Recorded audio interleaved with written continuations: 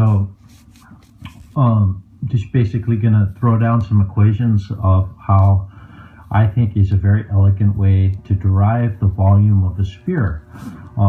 There's a couple things I've seen on the internet. One of them is using sines and cosines, which I don't like because it's Cartesian coordinate system and it's just really messy to do a ball, which is polar. And you do it Cartesian and you got lots of sines and cosines, and the math is just a lot of trig.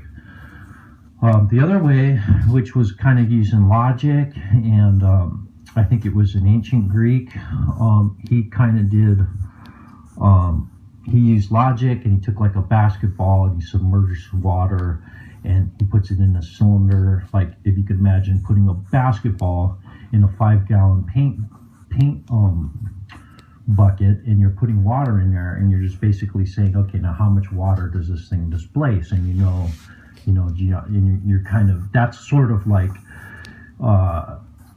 using logic to get the solution of the volume of a sphere, which is 4/3 pi r cubed. And the way I did it was sort of going from a point to a line, which is the integral in polar from 0 to r, which is r dr, from the integral of 0 to r. That's your first integral. So you want 3 integrals, which is the triquadratic shape equation. I know it's a big a mouthful. I believe that's what it is. It's so you got triple integral. The first one is r dr from 0 to r. The second one is basically you're going to get your surface or your surface. So what you want to do is you want to go 180 degrees, which will give you, imagine, half of a piece of pie. Or if you could imagine sunset going down and it's directly bisecting that circle. So like, the sun is right there, 180 degrees. And so from 0 to pi. And that one is d theta. So that's your second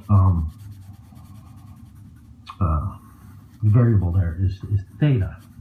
Now your third is from 0 to 2 pi because you're rotating at 360 degrees, which in polar coordinates is 2 pi. You have to do the conversion, and that's d phi.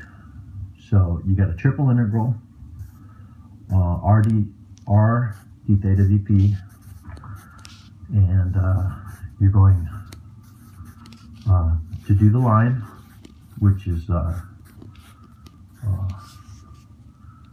your r, and then you're doing your semicircle, which is 180 degrees, and then your twist, you're basically, if you can visualize that, what you're doing is you're drawing a line, then you're drawing a semicircle, and then you're flipping the semicircle, and it's hard to visualize because you're using 3 dimensions. You got to see it coming out of the paper and going out.